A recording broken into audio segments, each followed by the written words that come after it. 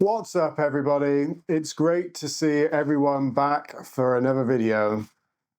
Today, we're unpacking one of the biggest questions in tech right now, which is how can companies keep their cloud costs under control? A lot of businesses jumped into the cloud to save money, but as technology and services have grown, so have the bills. And I don't mean the football team. With major players like AWS, Azure, and Google Cloud leading the pack, it's more important than ever to know your options and to make smart choices, because your cloud bill is never going to go back down. So if you're on a tight budget, or you just want to get the most out of your cloud investment, stick around as we take a look at the best ways to keep those costs down without compromising on performance. First, to get started on this topic, we have a look at some of the major benefits of using the cloud and what companies are saying about these solutions. As you may already know, one of the major benefits of migrating to the cloud is saving money. However, the amount of money businesses are able to save seems to be decreasing in recent years. Cloud solutions have been growing for the past decade, and the technology is not the only thing that has been growing, so have the costs. Three cloud providers are dominating the cloud solutions market. These are Azure, AWS, and Google Cloud Platform. There are, of course, others. These are the main players. So what are the businesses saying about this? On a recent 2024 survey, looking at 500 industry professionals, of this number, more than 77% were using one of these platforms, or more than one. During the survey, researchers found that 59% of these organizations reported a cost increase in their cloud services over the duration of the past 12 months. The cloud is getting more expensive.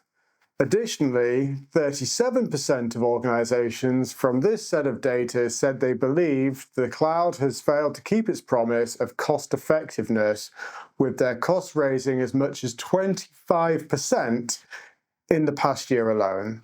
Still, 40% of organizations have not taken any actions yet to reduce these costs. So what does this mean, and where do you find the most cost-effective cloud architecture for cloud-based software development on a tight budget? Luckily, I'm here with the answers. There are many different types of model options you can choose from. What solution will work best depends on the size of the business and their specific needs. As ever, there is no one-size-fits-all. The first option is the pay-as-you-go model. It may be the one that you're already on. And the pay-as-you-go model is one of the most budget-friendly solutions. This allows you to only pay for the resources you actually use, rather than committing to fixed costs up front. This type of model has a number of benefits. Number one, you can scale resources up or down based on demand. Number two, this eliminates the need for large upfront investments in infrastructure. And number three, you avoid the risk of over-provisioning and wasting resources. Have you ever sat in a meeting where they're like, how much capacity do you actually need? And then trying to figure out that answer sensibly can be complex. This flexibility is especially beneficial for startups and small businesses with fluctuating workloads or uncertain growth trajectories. The second type of cloud savings model is serverless computing. Now, this architecture can significantly reduce costs for certain types of applications. It does not work for everything. So how does the serverless model work? Serverless computing, which is a name that I still dislike because there is clearly a server in the background somewhere, allows businesses to only pay for the exact amount of computing time used to run their code. There is no need to provision or manage servers, someone does it for you, and automatic scaling handles traffic spikes without manual intervention. This strategy removes costs associated with unused capacity and can result in significant savings for applications that experience fluctuating or uncertain workloads. Now, the next option is what's referred to as right sizing. This involves analyzing your resource usage patterns, pinpointing instances that are either underused or oversized, and adjusting your resource allocations to match your actual needs. Now, in an ideal world, all your RAM and all your CPU and all your I/O would be pegged at 100% or there and thereabouts all the time so that you're maxing out the compute. But this doesn't always work. By right-sizing your cloud resources, though, you can save a lot of money without compromising performance. Saving the most money this way will require you to check and tweak your resource usage regularly so that you are not spending money on things you don't actually need. And the fourth option is for those businesses with more predictable workloads. For workloads that are predictable, steady-state usage, reserved instances can offer substantial discounts compared to on-demand pricing. There's no great shock. You're paying up front and you're reserving that capacity. Reserved instances require businesses to commit to using a certain amount of computing capacity for a fixed term, usually 1 or 3 years. In exchange, they receive significantly lower hourly rates on their compute. In some cases, these savings can amount to as much as 75% off. The amount does vary between different cloud providers and, as I mentioned, the term of your reservation. RIs, though, do need a bit more planning at the start, but they can save a lot of money for stable, long-running workloads. Now, we've finally come to the fifth option, which is something that everyone should apply anyway, just to help managing their compute allocation, which is resource tagging. Resource tagging is a feature in cloud computing that allows users to organize and categorize their cloud resources using metadata tags. Resource tags are key value pairs of metadata attached to cloud resources, and they consist of two main parts. Number one, a tag key. For example, department, environment, project, that type of key that is not the value. And then, number two, a tagged value. You understand the concept of key value pairs. Well done. For example, finance, production, environment, production, department, finance, project, project X. You get the idea. These tags provide a flexible and scalable way to easily track and allocate costs to specific projects, teams, or environments, because you know what the reason for that piece of compute to be deployed was for. It also makes it easier to identify the unused or unnecessary resources. Some businesses just shut down compute that has no tag. It's a good way to be able to ensure that you don't deploy unused hardware. Effective tagging enables businesses to understand exactly where their cloud budget is being spent and helps them identify specific areas for potential cost savings. This option also gives businesses the ability to gain visibility into spending patterns and make data-driven decisions, which is something as a data analyst and provider is something that I love. Some investments are great for minimizing upfront costs. However, features businesses should really keep an eye out for are those that can lead to significant long-term savings. What you need is to find the right balance. When deciding of a cloud solution, you're going to want to keep an eye out for keywords in features such as automation, scalable architecture, security measures, performance optimization. The list sort of goes on. And of course, training. Now that we have covered our different model options, let's take an overall look at traditional software versus cloud-based software development, testing, and deployment costs. Traditional software usually has higher upfront costs for purchasing and setup hardware, software licenses, and physical data centers. Cloud-based software is usually cheaper and oftentimes uses a pay-as-you-go structure, whether that be for resources that are used or a monthly subscription. Different cloud providers also have varying costs depending on the specific services and the resources that you need. Make sure that you take note of what you know you need ahead of time so that it is not a great surprise. This might include compute costs, storage costs, serverless costs, and more. Think about networking. Ingress and egress always comes and bites you. AWS, Azure, and GCP generally have similar competitive pricing, but some features vary in what they charge for them. These also have different capabilities and discounts available, and that's just the big three. Three. The prices and features may vary even more with a different, more niche, cloud-based software provider. Since artificial intelligence and machine learning applications are continuing to grow, so is the cost associated with GPU instances. Everyone loves to train a model, or at least attempt to. Hyperscalers often charge twice as much as lesser-known alternatives. And there are a lot of niche vendors out there that are great.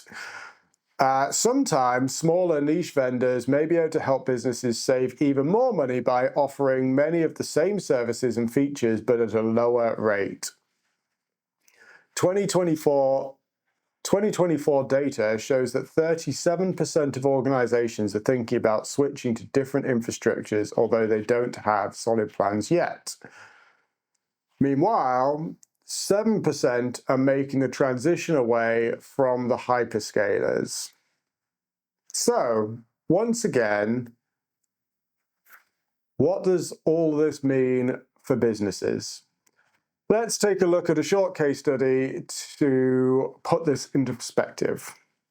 David Hanson, Chief Technology Officer of Basecamp, shared his experience migrating away from the public cloud. This story is now reasonably well known, but I will go through it anyway. Initially, leaving the cloud seemed as challenging as entering it. However, within 6 months, the company transitioned 7 applications, including legacy services like Basecamp Classic, HighRise, and Hey, his email service, to in-house servers. Now, he says that moving these heritage services to owned hardware has reduced costs and improved performance. Additionally, he estimated that there was an annual savings of $1.5 million due to owning hardware with no increase in operations in the operations team. Moral of the story, David Hanson suggests that many companies may overpay for cloud services and should reconsider in-house options if they can manage the infrastructure. There is a big if. However, he also added that cloud services may be beneficial for early-stage startups or those with highly variable loads, but established companies can often save money by running their own hardware. Okay, I know this has been a lot of information, but there is one more major comparison we need to make, which are public cloud deployments versus private cloud deployments. And this is sort of where the migration of DAH's stuff would have really made the difference. Public and private cloud deployments each have distinct advantages and trade-offs when it comes to scalability, cost, and management. When it comes to scalability, public cloud platforms excel at giving users that capacity that they demand. You can quickly get more computing power, storage, and networking. Public cloud platforms can manage the unexpected increase in traffic without causing any interruptions in service. Plus, the pay-as-you-go pricing lets you allocate resources more flexibly. Major public cloud providers also continuously update their features. This gives users the access to the latest hardware and software technologies, regular feature updates, and security patches and other specialized services. On the other hand, private cloud or on-premise deployments can offer long-term cost benefits, and they're still the cloud, you just own it. They're often half the cost of more mainstream solutions and do not require ongoing public cloud usage fees. If you have compute capacity in a data center, it can cost you a lot less. There is also better control over resource allocation and optimization, and the solution's performance is more consistent since they are being used less widely. You are not sharing your VM with someone else. The main trade-off for private cloud or on-premise deployments is that they have burstable capacity and they lack the instant, unlimited scalability that public cloud platforms have. Sometimes there may also quite likely be higher upfront costs because you need to buy that compute. So when choosing cloud architecture, there are 4 common costly mistakes to avoid. The first mistake is over-provisioning. This means a business uses more resources than it usually requires to make sure it runs smoothly and stays reliable. However, this can lead to unnecessary spending on unused capacity and less cost efficiency. Businesses should regularly review their plan and scale it as needed, rather than just shooting for the moon. They also may be able to use cloud-native monitoring tools to identify underutilized resources or set up auto-scaling depending on the provider. Auto-scaling will save you a lot of money as you go further down the line. The second common mistake is data egress. This is the charges providers make for transferring data from their cloud storage to the internet or other networks. Blimey. For example, AWS charges 9 cents per gigabyte for the first 10 terabytes of data transfer out to the internet. The rates decrease with the higher volumes. They do not charge for ingress. In one 2023 Gartner report, they found that most clients spend 10 to 15% of their cloud bills on egress costs. And these charges can add up quickly depending on the size of the operation. What you don't know is that compute providers buy their capacity in ingress and egress, so it costs them as much to accept the data as it does to ship it.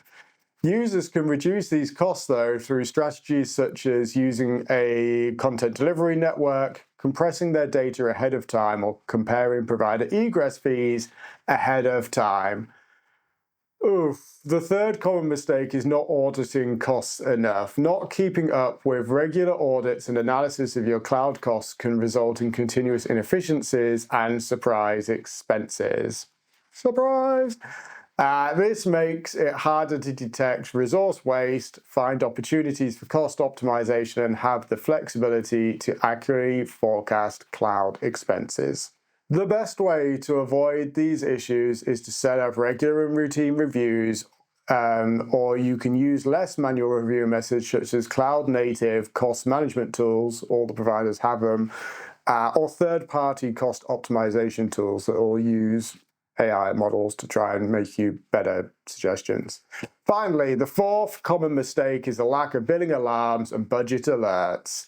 If you don't have the right alert systems in place, your cloud expenses can quickly get out of hand without you even realizing. Also, be aware that the alerts and alarms aren't necessarily in real time, so you've already incurred an extra cost. Setting up billing alarms and alerts for budgets allows you for early warning and unexpected cost increases, helps businesses maintain spending within predefined budgets, and allows for quicker response times to cost anomalies. So there you have it. We've covered a lot of information today, but the main point is from a flexible pay-as-you-go model to smart strategies like right-sizing and serverless computing, there are plenty of ways to manage your cloud expenses effectively. Although it is becoming more challenging, the cloud can still be a game changer, but staying on top of costs requires a bit of strategy. Whether you're a startup that needs flexibility or a well-established company exploring private cloud options, finding the right cloud architecture can make all the difference. All right, everyone, that wraps it up for today. We have finally reached the end. I hope that you found some of this useful, insightful, interesting. There are other options as well I have not mentioned. Feel free to drop your ideas and suggestions in the comments below for everyone else to see. Make sure that you come back soon for our next video. We've got a bunch of videos lined up that will give you more clear, no-nonsense answers to the most common questions that we get. If you do have questions that you've been thinking about, don't hesitate to leave them in the comments below, and I'll try and address them in the upcoming videos. Thanks for tuning in, and I will see you next time.